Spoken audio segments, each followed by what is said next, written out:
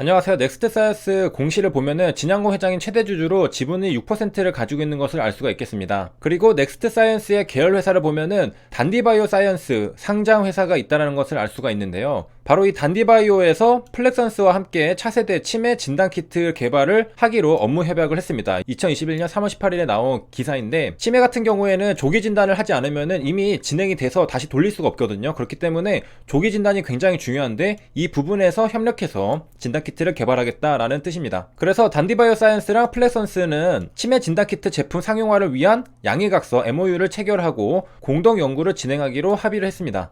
단디바이오사이언스에 따르면 지난 4년여간 알츠하이머 치매 환자들 혈액 분석을 통해서 병증 진행에 따라 바이오마커가 매우 유의미하게 증가함을 확인했다고 합니다. 그러니까 치매가 진행되는 거랑 바이오마커가 증가하는 거랑 상관관계가 높다라는 거기 때문에 이 바이오마커를 이용해서 진단을 할 수 있다는 뜻입니다. 자, 바이오마커가 무엇이고 바이오마커가 알츠하이머 치료에 어떤 중요성을 가지는지를 나타내주는 뉴스 기사가 있는데요. 우리가 대표적으로 알고 있는 게 베타아밀로이드 플라그랑 엉킨 타우 단백질들을 바이오마커로 많이 알고 있습니다. 근데 최근에는 전통적으로 연구가 되고 있었던 베타아밀로이드는 역사 속으로 사라져가고 있는 중이고 타우 단백질이 뜨고 있습니다. 2020년 1월 1일에 나온 논문에도 타우 단백질이 알츠하이머의 원인이라는 주장에 힘을 실어주는 그런 논문이 발표가 된 것이고, 이 저자들은 뭐라 말했느냐, 타우 단백질의 뇌조직 내 분포 그리고 알츠하이머의 관계를 조사해서 뇌조직이 손상될 부위와 정도를 예측할 수 있는 바이오마커가 타우 단백질이라고 주장을 한 것이죠. 단디바이오사이언스가 발견한 바이오마커가 무엇인지는 정확하게는 알 수는 없겠으나 향후에 이제 구체적으로 알려줄 수가 있겠죠.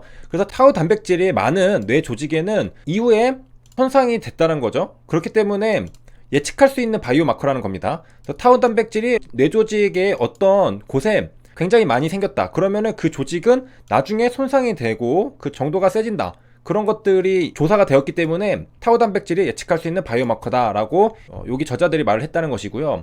이 논문들은 이전에 타우가 알츠하이머의 원인이다 라고 주장한 논문들이랑 역시 맥락을 같이 하는 겁니다. 그래서 요즘에는 베타아밀로이드 말고 타우 단백질이 바이오마커로 굉장히 각광을 받고 있습니다. 베타아밀로이드를 타겟해서 신약 개발했던 회사들은 전부 다 지금 실패를 했습니다. 임상시험 실패를 하고서 지금 타우 단백질로 넘어가고 있는 추세입니다. 학회에서도 이제는 베타아밀로이드에 대해서는 얘기를 안 하고 대략 70% 정도가 타우 단백질에 대해서 이야기를 한다라고 어떤 박사님이 또 얘기를 했던 거를 우리가 본 적이 있습니다.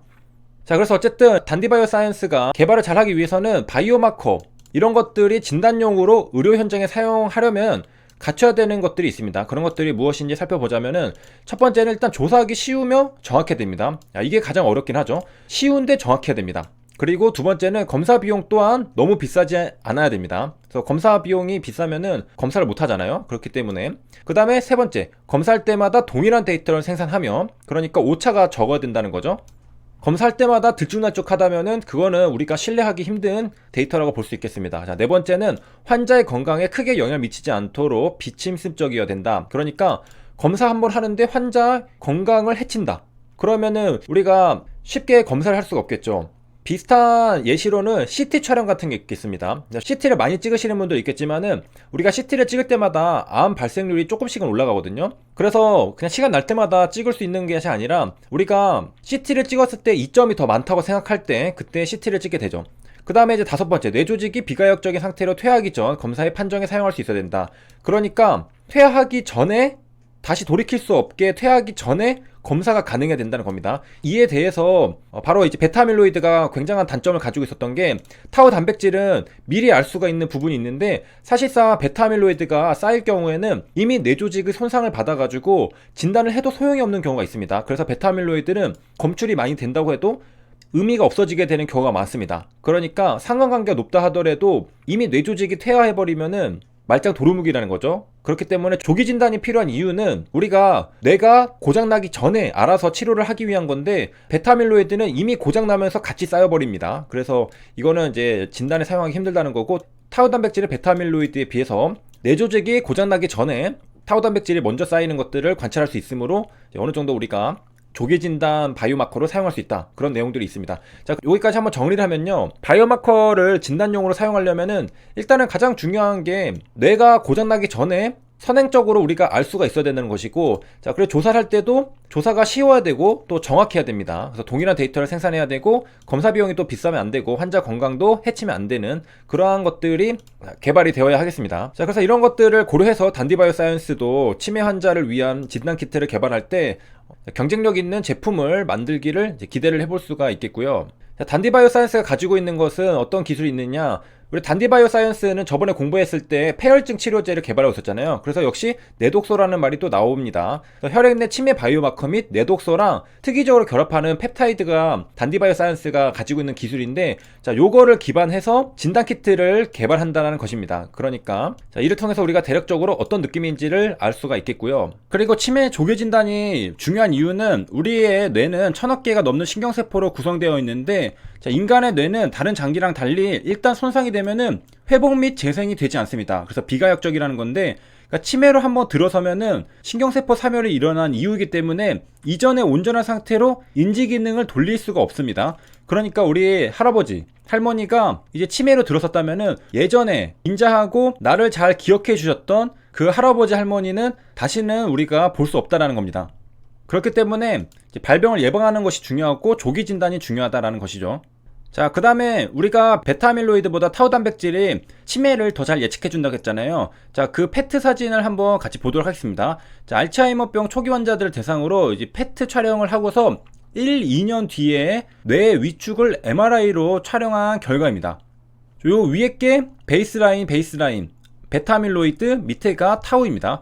그래서 베타아밀로이드에 여기 보면은 하늘색으로 이렇게 쌓여있는 것들을 볼 수가 있죠. 그러고서 밑에 타우 단백질도 쌓여있는 것들을 볼 수 있는데, 자, 누가 더 브레인의 뇌 위축을 더 잘 예측했느냐? 자, 누구랑 더 비슷하죠? 여기 보면은 타우 단백질이 있던 부위에 뇌 위축이 일어난 것을 볼 수 있겠습니다. 여기도 마찬가지로 타우 단백질이 있는 부위에 뇌 위축이 일어난 것을 볼 수 있겠습니다. 여기 위에 아밀로이드가 뭐 있었던 자리들, 여기 특히 요런 데는 맞지가 않죠. 요런 데도 색깔이 별로 없습니다.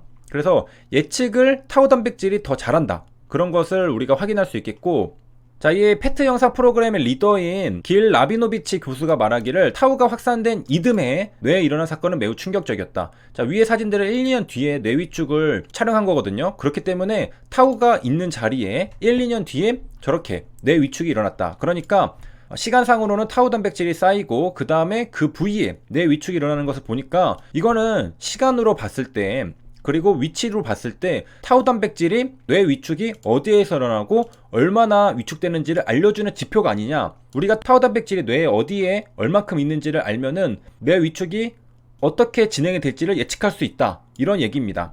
반면에 아까 봤었던 베타아밀로이드는 예측을 타우 단백질보다는 잘 못하고 있는 걸 볼 수 있겠습니다. 자, 그리고 여기도 역시 MRI 사진으로 비교를 한 건데요. 자, 앞에가 베타아밀로이드, 타우, 그리고 여기가 뇌 위축의 MRI 사진입니다. 딱 봐도 환자 1, 2, 3, 4명 다 지금 타우 단백질의 위치랑 비슷하다는 걸 알 수 있겠고, 지금 베타아밀로이드랑은 뭔가 맞지가 않죠. 여기 보면은 이 환자도 이쪽에 적죠. 그 다음에 이 환자도 여기에 베타아밀로이드 있는데 이렇게 뇌 위축이 일어나지 않았습니다. 자, 이런 것들을 봤을 때 타우 단백질이 더 잘 예측한다. 자, 그 다음에 여기 연구원도 말하기를 우리 그룹의 주요 목표 중 하나는 비침습적 뇌 영상 도구를 개발해, 이런 얘기가 있죠. 그래서 좋은 진단 키트 같은 것들을 개발하려면은 뭐 비침습적 이런 것들이 또 중요하다고 볼 수가 있겠습니다.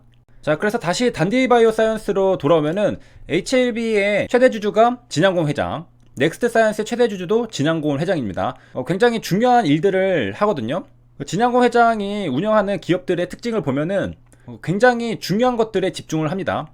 그래서 단디바이오사이언스가 타겟하는 바이오마커가 무엇인지는 우리가 정확하게 알 수는 없겠으나 아마 저러한 타우 단백질에 대한 내용을 알고 있을 거라 생각을 하고 개발을 하기로 한 만큼 잘 해나갈 거라고 생각을 해볼 수 있겠습니다. 자, 여기까지 시청해주셔서 감사합니다.